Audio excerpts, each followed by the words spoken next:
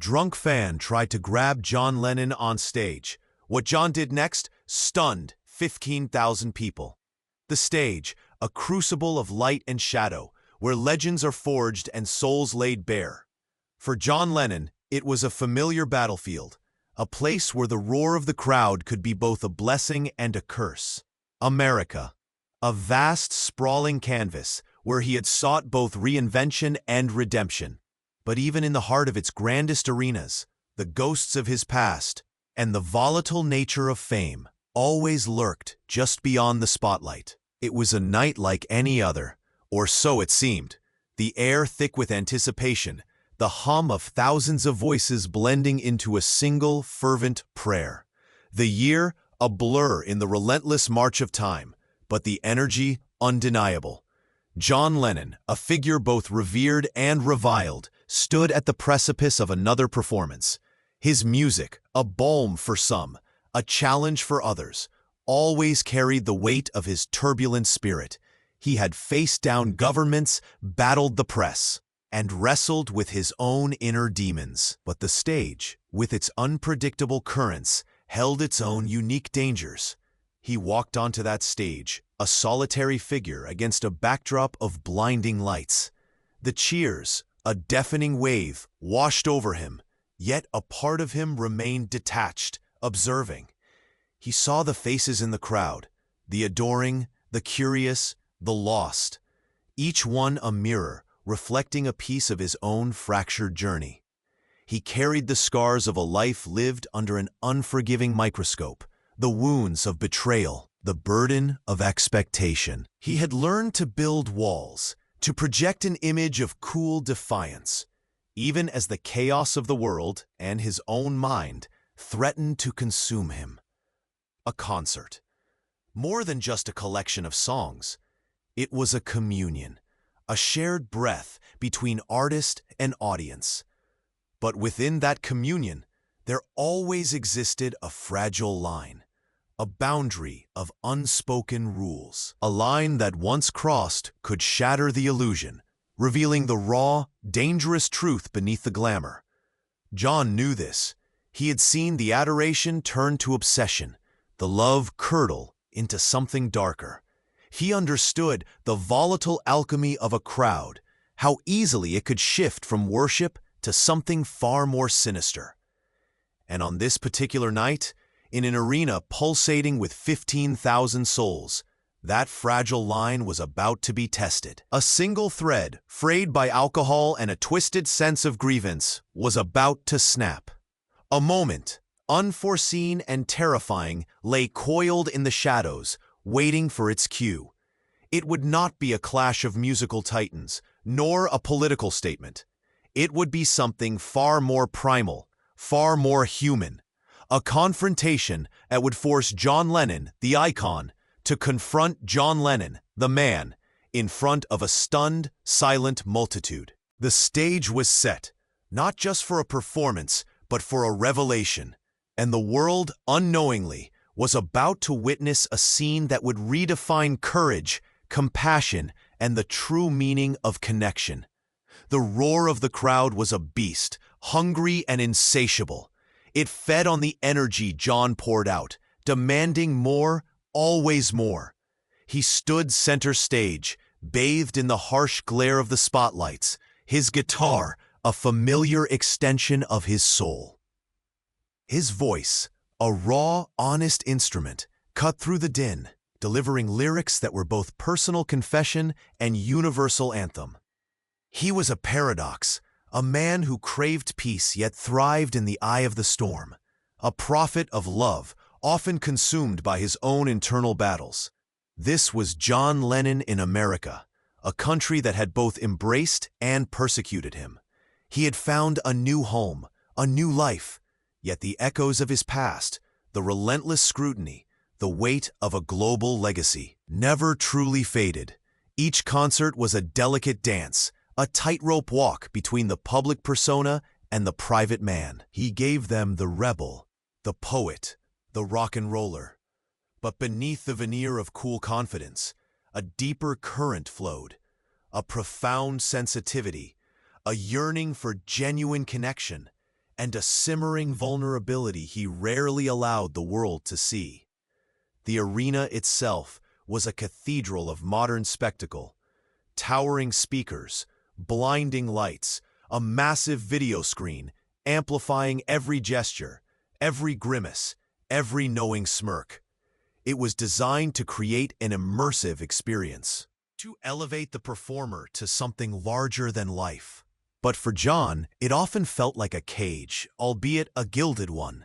He could feel the collective gaze of 15,000 pairs of eyes, each one projecting their own hopes, their own disappointments onto his figure. He was a canvas for their dreams, a vessel for their nostalgia, and sometimes a target for their frustrations. He moved with a practiced ease, a veteran of countless stages, but his eyes, sharp and observant, constantly scanned the sea of faces. He saw the ecstasy, the sing-alongs, the raised lighters, but he also saw the shadows, the isolated figures, the ones whose adoration bordered on obsession. He knew the stories of those who blurred the lines, who saw him not as a man, but as an idea, a symbol, a property to be claimed. This knowledge, a dark undercurrent to his performances, kept him perpetually on edge, a warrior forever anticipating the next skirmish. His music, born from the depths of his soul, was his armor and his weapon. It was the language through which he communicated his deepest truths, his most profound questions. But even the most powerful song could not fully protect him from the unpredictable currents of human emotion, from the raw, untamed energy of a crowd. He had learned that fame was a double-edged sword, offering adoration on one side and a chilling, impersonal hunger on the other. And on this night, as the final chords of a searing guitar solo faded into the electric hum of the arena, that hunger, embodied in a single desperate soul, was about to make itself known, threatening to shatter the fragile peace he sought to project and expose the very human heart beating beneath the legend. Hey, before we continue with this incredible story, I need to give you an important warning. Many subscribers have reported that YouTube has removed their subscriptions without notice. Just take a quick look at the red button below to make sure you're still subscribed to the channel. I don't want you to miss any of the exclusive content that's coming up. And while you're there, leave that powerful like that helps me a lot with the algorithm. Oh, and tell me in the comments, which city are you watching from? I love getting to know every amazing person who is part of this community. Your participation makes all the difference. Let's interact. The music swelled, a wave of sound crashing against the stadium walls. John, lost in the moment, his eyes closed, poured his soul into the microphone. He was in that sacred space where artist and art become one, where the world outside faded into a distant hum. Then, a jarring discord, a shout, raw and guttural, ripped through the melody, cutting through the collective trance of the audience. "Lennon, you bloody phony." The words, slurred and venomous, were like a physical blow. John's eyes snapped open, the music faltered, the band momentarily losing its rhythm. 15,000 heads turned, a ripple of confusion spreading through the arena. From the general admission pit, a figure emerged, pushing through the throng, a man fueled by cheap alcohol and a festering resentment. He was disheveled, his face contorted in a mask of drunken rage, his eyes fixed on John with an unsettling intensity. Security, a silent, watchful presence, immediately began to move. But the man was fast, propelled by a desperate, almost animalistic drive. He lunged, scrambling over the barrier, his hand outstretched, aiming not for a handshake, but for a grab, a physical violation of the sacred space of the stage. He wanted to touch, to claim, to pull the legend down to his level. John watched him, a cold dread coiling in his stomach. He had seen this before, felt the invasive touch of obsession, the flash of a camera, the reach of a hand, the hungry eyes that saw not a human being, but a symbol. A possession. In that split second, A lifetime of such encounters flashed before him. The Beatlemania riots, the constant invasions of privacy, the chilling realization that his very existence was public property. The stage, his sanctuary, suddenly felt like a trap. The man was almost there, his fingers grasping at the edge of the stage, his eyes wild. The crowd gasped, a collective intake of breath.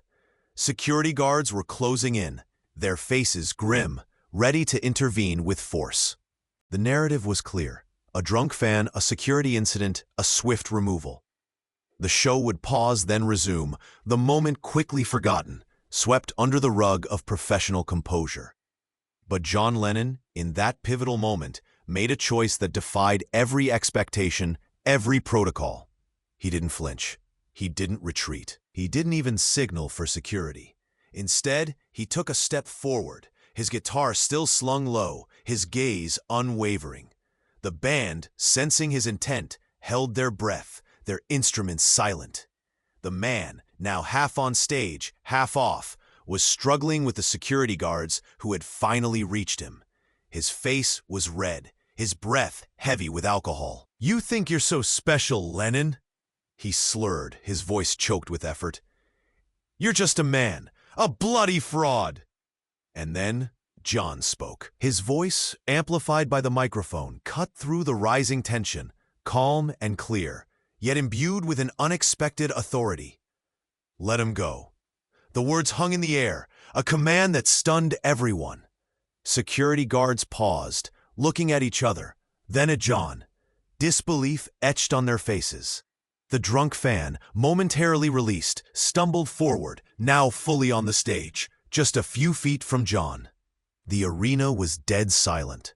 15,000 people held their breath, witnessing a scene that had veered wildly off script. This was the first conflict, the raw, unvarnished truth of a fan's desperate aggression. But it was also the revelation of a deeper secret within John, not the secret of his anger or his wit, but the hidden truth of his profound empathy. The world expected defiance, a cutting remark, a swift dismissal, but John, in that moment, chose something else. He chose to see beyond the aggression, to peer into the pain that fueled it. He chose to engage, not as an icon, but as a human being. And that choice, made in the blinding glare of the stage, was about to unravel a narrative far more complex than anyone could have imagined. The silence in the arena was absolute, a heavy blanket draped over 15,000 stunned souls. The drunk fan, now standing precariously on the stage, swayed slightly, his initial aggression momentarily replaced by a bewildered confusion. He had expected resistance, a fight, a triumphant capture of the elusive legend. Instead, he was met with an unnerving calm, a quiet command that had disarmed not just the security, but him as well. John, still holding his guitar, took another deliberate step closer. His eyes, usually shielded by dark glasses or a sardonic glint, were now open, direct, and surprisingly devoid of judgment. He saw not just a belligerent drunk, but a man in pain, a reflection of the lost souls he had so often sung about. This was the true tension, not the physical threat, but the psychological battle, the clash of expectations, the unraveling of a carefully constructed public image. "What's your name, mate?" John asked, his voice soft, yet carrying clearly through the vast arena. The Liverpudlian lilt, a ghost from his past, was subtly present, a human touch in an inhuman setting. The man blinked, startled by the direct question. He mumbled something incoherent, his gaze darting around the blinding lights, the sea of faces. He was out of his element, exposed, his drunken bravado beginning to fray under the intense scrutiny. "Speak up, lad," John urged, a hint of gentle persuasion in his tone. "Everyone here wants to know who you are. What brings you up here tonight?" The fan, whose name was later revealed to be Arthur, finally found his voice, though it was still slurred and thick. "Arthur," he slurred. "Arthur, I just wanted to tell you. You're a sellout, Lennon, but bloody fraud. You used to stand for something. Now you're just another rich bloke. The accusation, though crude, struck a chord. It was the age-old lament of the disillusioned fan, the cry of betrayal from those who felt their idols had abandoned their ideals. A ripple of murmurs went through the crowd. Some booed Arthur. Others remained silent, perhaps recognizing a kernel of truth in his drunken outburst, a sentiment many had harbored in quieter moments. John didn't react with anger. He simply nodded, a thoughtful expression on his face. A sellout, eh, Arthur? Is that what you truly believe? He paused, letting the question hang in the air.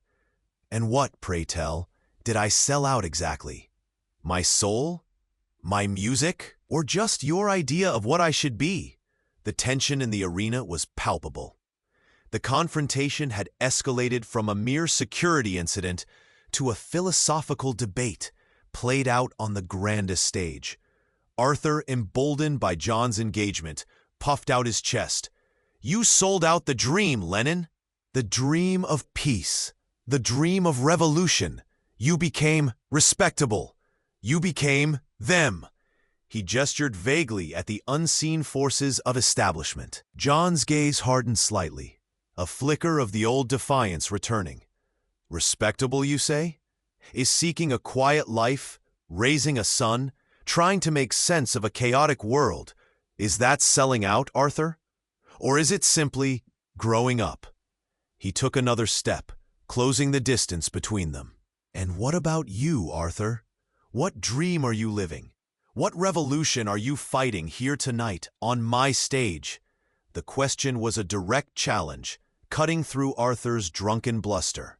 It was a mirror held up to the fan, forcing him to confront his own reality. Arthur faltered, his eyes losing some of their fire, replaced by a flicker of shame, of self-pity.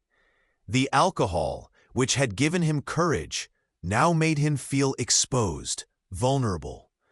The conflict was no longer just between John and Arthur, but between the ideals of youth and the compromises of adulthood, between the purity of a dream and the messy reality of life.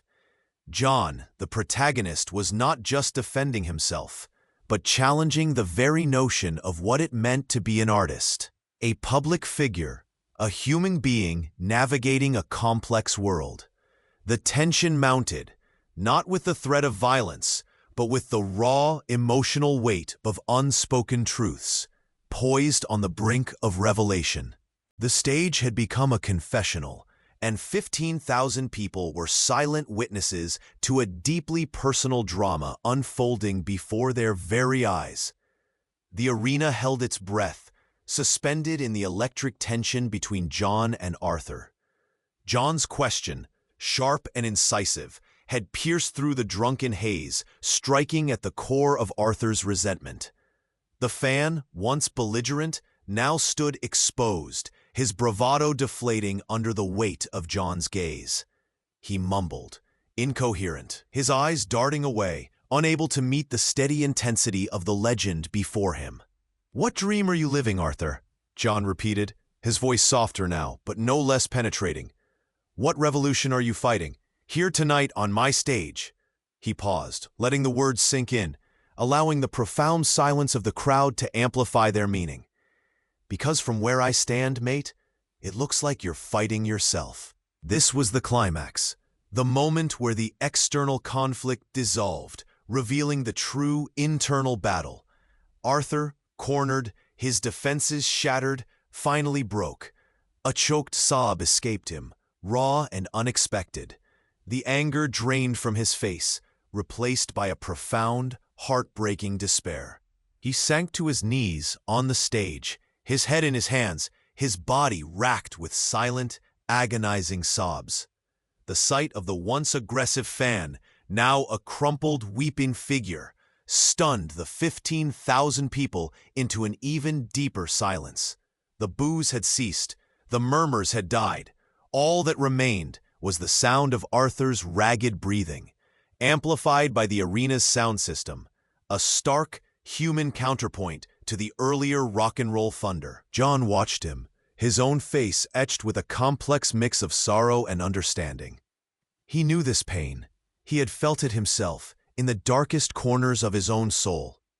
The disillusionment, the feeling of being lost, the desperate need to lash out when the world felt too heavy. He had projected his own demons onto others, just as Arthur was now projecting his onto him. He set his guitar down gently, leaning it against a speaker. Then, in a move that defied every expectation, every security protocol, every instinct for self-preservation, John Lennon walked over to Arthur. He knelt down beside him, not as an icon, but as a fellow human being. "Hey, Arthur," John said, his voice a low, compassionate murmur, audible only to those closest to the stage, yet somehow resonating through the entire arena. He placed a hand on Arthur's shaking shoulder. "It's all right, mate. It's all right."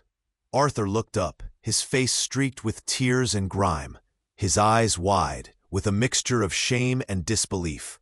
I didn't mean it, John," he choked out, his voice barely a whisper. I'm just so lost, so bloody lost."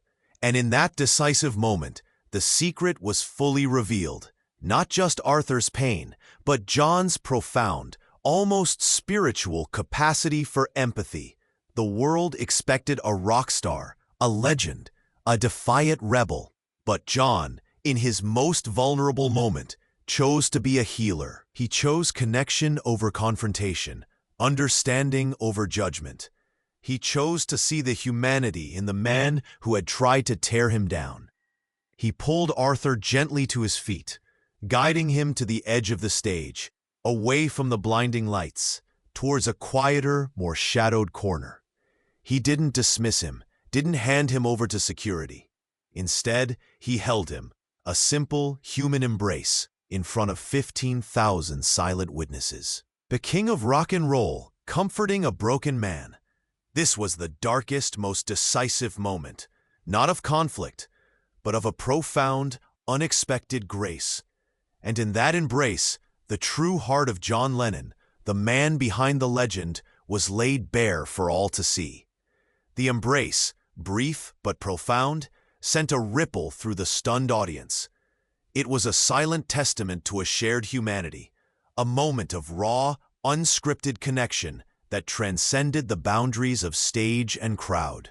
John, holding Arthur, felt the man's trembling subside, the desperate energy draining from him, replaced by a fragile vulnerability. This was the immediate consequence of John's unexpected act, the de-escalation of a volatile situation, transformed by empathy. He led Arthur to a stool at the side of the stage, away from the direct glare of the spotlights, but still visible to the hushed arena. John sat beside him, his arms still resting gently on Arthur's shoulder. He spoke to him in low tones, words that were lost to the vastness of the venue, but whose intent was clear: comfort, understanding, a quiet conversation between two men. The band, still silent, watched in awe.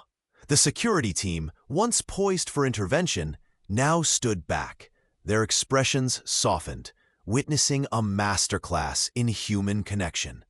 The audience, initially shocked, now settled into a respectful quiet, captivated by the unfolding drama.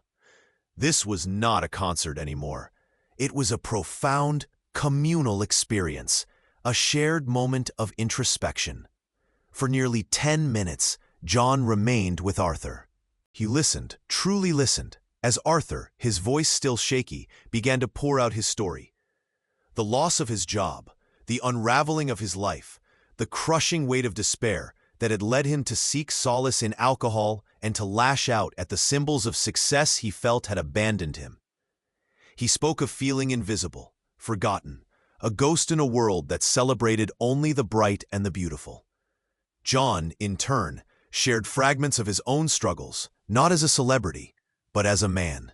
The pressures, the loneliness, the moments of doubt and despair that even fame could not erase. He spoke of the constant battle to stay true to oneself amidst the clamor of external expectations. He didn't offer platitudes or easy answers. He offered presence, validation, and the quiet understanding of a fellow traveler on life's often brutal road. As their conversation wound down, Arthur, though still visibly shaken, looked at John with a newfound clarity, his eyes no longer clouded by rage, but by a profound gratitude. The transformation in him was palpable, from belligerent aggressor to humbled, vulnerable human being. John then stood, helping Arthur to his feet. He turned to the microphone, his voice now calm, resonant, imbued with a new depth. "Ladies and gentlemen," he began, his gaze sweeping across the arena, "this is Arthur, and Arthur, like many of us, is going through a bit of a rough patch." He paused, a gentle, knowing smile playing on his lips. He came up here tonight because he felt lost. And sometimes when you feel lost, you just need someone to listen. Someone to see you. The arena erupted, not in cheers, but in a wave of applause, warm and genuine, directed not just at John, but at Arthur. It was a collective acknowledgement of shared vulnerability, a recognition that beneath the surface of every person, there often lies a hidden pain. John then made a quiet yet powerful gesture. He turned to his road manager, whispering a few words.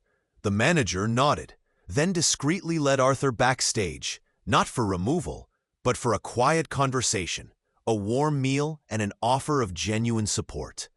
The consequences of this encounter were profound for John. The act of compassion, of choosing empathy over ego, had transformed him. The walls he had built around himself, the cool defiance he projected, had momentarily crumbled, revealing a deeper, more authentic self. He returned to the center of the stage, picked up his guitar, and the music resumed. But it was different now. His voice, his presence, carried a new weight, a new resonance. The performance was no longer just entertainment. It was a communion, a shared journey through the complexities of the human heart. John Lennon, the protagonist, had not just survived a confrontation, he had transcended it, emerging not as a legend reinforced, but as a man profoundly reconnected to the very humanity he sought to inspire. The concert resumed, but the atmosphere in the arena had irrevocably shifted. The raw energy of rock and roll was still present, but it was now infused with a deeper current of introspection, a shared understanding that had been forged in the crucible of vulnerability. John Lennon, his voice now carrying a new, almost spiritual resonance, played the rest of his set with an intensity that transcended mere performance. He looked out at the crowd, not as a faceless mass, but as individuals, each carrying their own silent battles, their own hidden pains. As the final chords faded, and the house lights slowly brightened, a different kind of applause filled the arena. It wasn't just for the music, or the spectacle, but for the profound human moment they had all witnessed. John stood center stage, bowing, his eyes scanning the faces, a quiet, knowing smile on his lips. He had given them a show, yes, but he had also given them something far more enduring, a glimpse into the fragile, powerful truth of human connection. Arthur, the fan, was not seen again that night in the audience. His story, after being led backstage, became a quiet, private epilogue to the public drama. John's team, true to his unspoken directive, ensured Arthur received not just a meal, but a listening ear and discreet offers of assistance to help him navigate the challenges he faced. It was a quiet act of grace, a ripple effect from a single moment of compassion. In the days and weeks that followed, the story of the drunk fan and John Lennon's unexpected reaction spread, not through sensational headlines, but through whispers, through eyewitness accounts, through the collective memory of 15,000 people who had been there. It became a legend, a testament to the unpredictable power of empathy in a world often consumed by anger. John, too, was changed. The incident had peeled back layers of his own defenses, reminding him of the profound responsibility that came with his platform. He continued to perform, to create, but with a renewed sense of purpose, a deeper understanding of the fragile line between artist and audience, between the icon and the human heart. He understood that sometimes the most revolutionary act was not a protest song, but a simple gesture of kindness, a moment of shared vulnerability.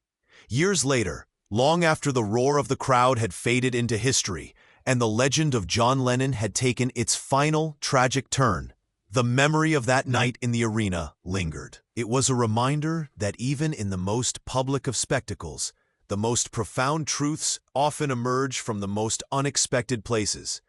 It was a testament to the idea that beneath the layers of fame, anger, and disillusionment, there lies a universal yearning for connection, for understanding, for a moment when someone truly sees us.